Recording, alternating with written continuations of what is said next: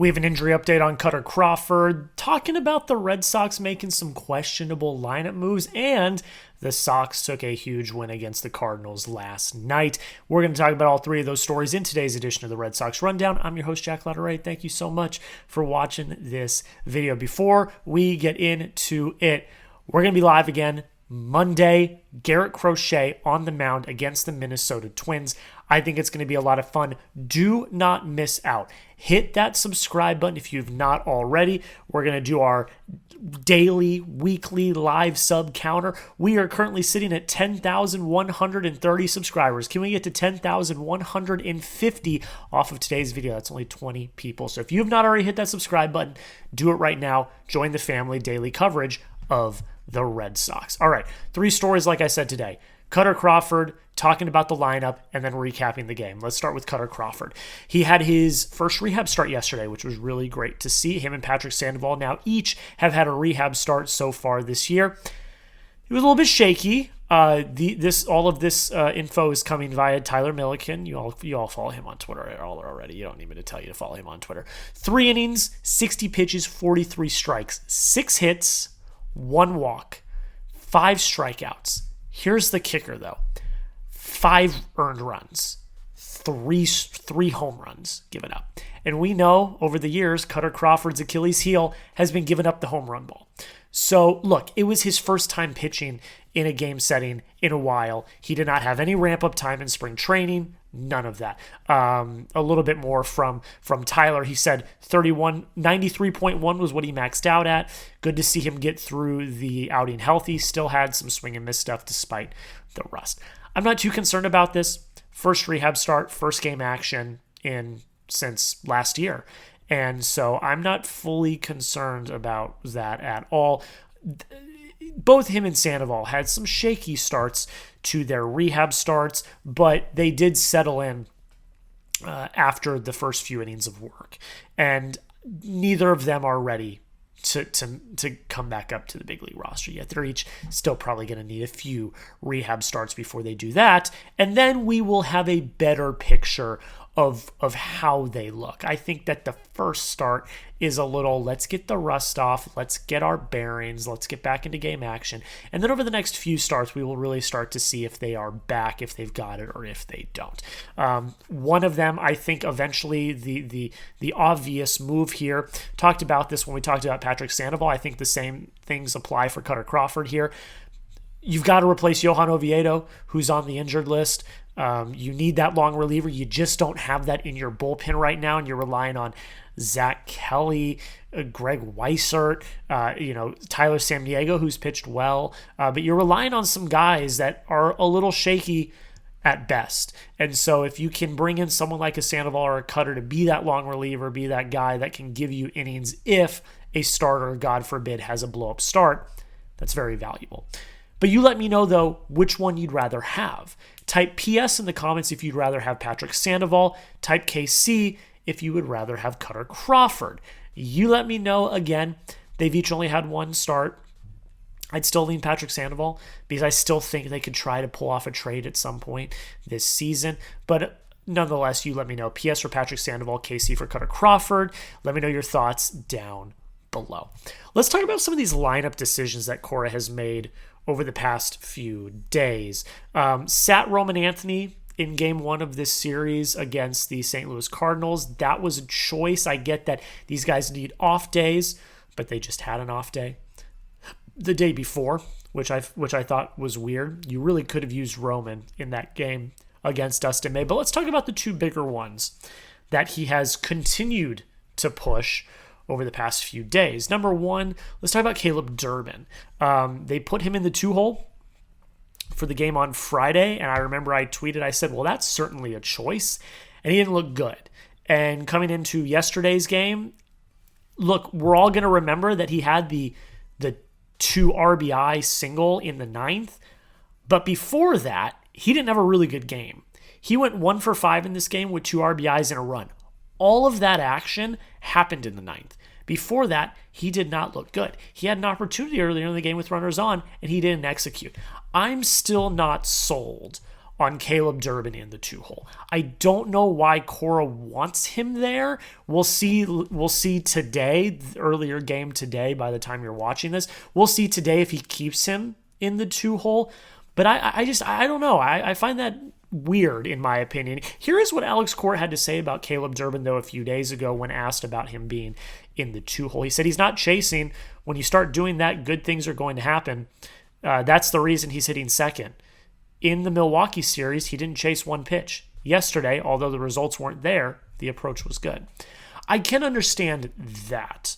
And I think that that's his rationale, is that Durbin's going to at the very least, put the ball in play. He has struck out quite a bit to start the year, but when we get to the kind of the median, later in the season, you'll find that Durbin's not going to really strike out that much. He will put the ball at least in play, let alone make something happen, get a hit, something like that. He does not chase, and I think that's the biggest thing here. So I can understand why Cora wants to do it. I don't love it, specifically because I don't think he's going to be as big of a needle mover at the top of the lineup. If you've got Roman Anthony hitting first, I don't think you're really protecting him with Caleb Durbin in the 2-hole. I don't think that's the case. I'd much rather have, Wilyer in the 2-hole or Jaron in the 2-hole, although that's two lefties at the top of the line. But again, the lefty-righty thing is so stupid to me. If you can hit the ball, you can hit the ball. It doesn't matter at the end of the day. But I don't know. It's a questionable move. We'll see over the next week or so if he continues in the 2-hole and how it goes. But it's definitely something that I'm still a little lukewarm on, because again, we're going to talk about the game here in a second, and Durbin came up big, had a big hit in the 9th, but before that, he didn't do anything. He didn't do anything in the game on Friday either, so I'm still a little bit skeptical about having Caleb Durbin in the 2-hole. Another one is Trevor Story in the 6-hole. He didn't do anything again last night. He had a walk and scored a run, but other than that, he was silent. But when he was in the 5-hole against Milwaukee, he was great. 2 RBIs a game in that Milwaukee series. I had him as my series MVP. But then they bump him down to the 6-hole. And it's all together. They moved Caleb Durbin up to the 2-hole. They bumped everybody down a spot, which meant that Story bumped down to the 6-hole. And since then, he has not hit well at all. I don't understand. The Red Sox looked really good against who they played before Milwaukee. They played San Diego. They looked good offensively against San Diego. It was the pitching that was the issue. And then they looked good and were able to manufacture runs successfully against Milwaukee, who's one of the best teams in baseball. But then you're making drastic changes to the lineup that are seemingly detrimental to maybe 2 of the players in the lineup. I don't understand that. And look, I've been a Cora defender here. That is on Cora. He does make the lineup. If you've got something that's working, stick to what's working. Now, again, last night, they proved me wrong. They scored 7 runs. Most of it came in the 9th inning, but they did score. But we'll see how it goes over the next week, because I don't know why you're trying to fix something that at that point wasn't really broken. You were losing games because of your defense and your pitching, not your hitting. And then we saw on Friday the bats went absolutely quiet. They were lethargic after they made some of these lineup changes. I didn't love it. That's on Cora, although Cora did manage his ass off in yesterday's game. We're going to talk about all of that in a second. I'm going to ask you this question first, though, before we talk about the game. Where should Trevor Story hit? Type 5 in the comments if you think he should hit 5th. Type 6 in the comments if you think he should hit 6th. I think he should hit 5th, but you let me know your thoughts down below in the comments. 5 for 5th, 6 for 6th. Where should Trevor Story hit in the lineup? All right. Red Sox win 7-1. First time they've scored 7 runs this year.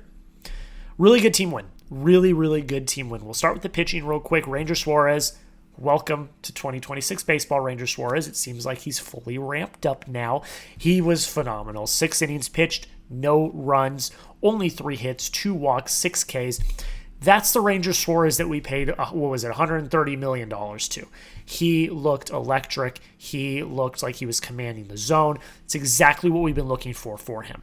So I'm very happy to see that he kind of took those demons that he had in spring training, the World Baseball Classic, in his first few starts. He was able to rebound, and he pitched a really damn good ball game. From the bullpen side, Greg Weissert, pretty good outing for him. Danny Coulomb, really good outing from him as well. Garrett Whitlock comes in. He gives up a home run to Jordan Walker.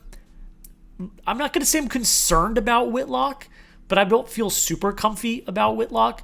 But again, it was just 1 run at the time. He did strike out 2 and got out of the inning.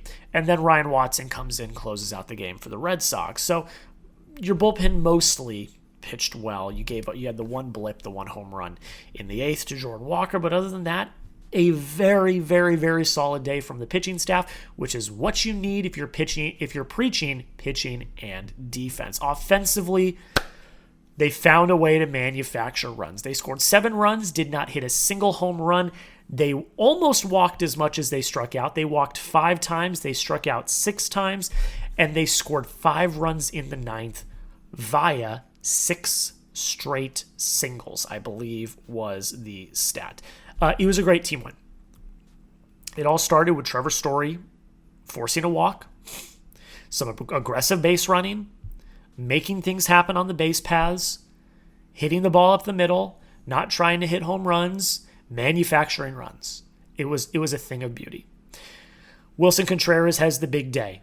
2 for 4, 3 RBIs. He had the two RBI double in the 4th to give them the 2-0 lead.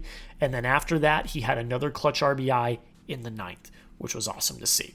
We did talk about Caleb Durbin a little bit already. He was 0 for up until the 9th, but he did have a huge 2-run single in the 9th. He needed that. I was very glad to see that from him. He really did need that. That was huge. Duran went 2 for 5 today. That was really great to see. He had an RBI. Rafaela had an RBI in this as well. And a lot of guys had really good nights. Narvaez goes 2 for 4. He didn't strike out at all either, which was really great to see. Anthony has a hit in this game. He scores 2 runs. He also had a walk. How about Marcelo Meyer? He goes 1 for 2, but he also walks twice. Like, really solid plate approach from the Red Sox last night. It was awesome to see. Really great team win, and they finish the game strong. They got the key insurance runs, and hopefully this is a sign of things to come. If they can come out today and they can start out hot, and then they go into Minnesota and they take a few games, we're close to 500. Like, that would be an ideal situation. Hopefully they do that because they finish out April with a pretty tough gauntlet. They play Baltimore, they play Toronto, and they play New York. So hopefully they figure it out. Hopefully they clutch up. Hopefully this is the momentum that they need. Do the Red Sox win this series? Predict it for me. Type Y for yes if you think they do. Type N for no if you think they do not. I had someone in my comments yesterday, by the way. This was weird. The guy was like, why do you ask such stupid questions? Why do you ask, do you want your favorite team to win? I've never asked that question before. Like, that's so stupid. Like, it was so weird. I ask you to predict. I don't ask you if you want to, because obviously you want the team to win. So let me know. Do the Red Sox win this series? I want you to predict it. Y for yes if you think they do, N for no if you think they do not. I appreciate you getting your thoughts down below. Make sure you hit that subscribe button as well. Like I already said, trying to get 20 subscribers on this video to get to 10,150. So if you've not already, hit that subscribe button. I appreciate you all so much for watching. I hope you all have a great rest of your day. And until next time, go Sox.